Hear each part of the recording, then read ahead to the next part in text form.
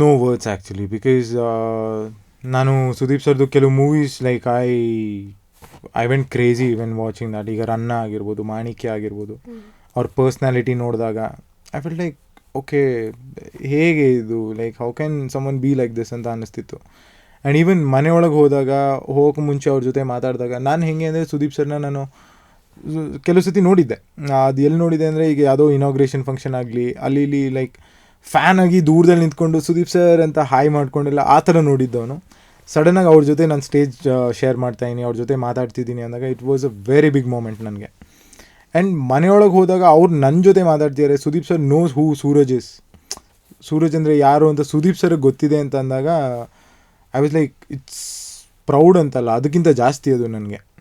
And also ಅವ್ರು ಮಾತಾಡ್ತಿದ್ದಿದ್ದ ರೀತಿ and the way he carried himself, his dressing sense, that inspired me a lot.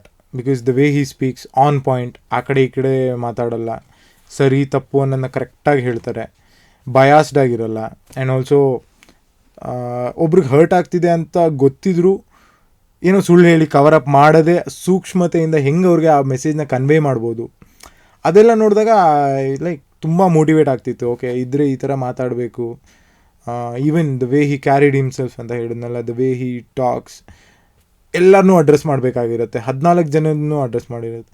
ಒಬ್ಬರು ತಪ್ಪು ಒಬ್ಬರು ಸರಿ ಅಂತ ಹೇಳಿದಾಗಲೂ ಈವನ್ ದೋ ಅವ್ರು ತಪ್ಪಿದ್ರು ಅದನ್ನ ತಿದ್ಕೊಳ್ಳೋ ರೀತಿನೂ ಅವರೇ ಹೇಳಿಬಿಡ್ತಿದ್ರು. ಅದೆಲ್ಲ ನೋಡಿದಾಗ like okay, is a GeM of a person ಅಂತಲೇ ಅನ್ನಿಸ್ತಿತ್ತು ನನಗೆ.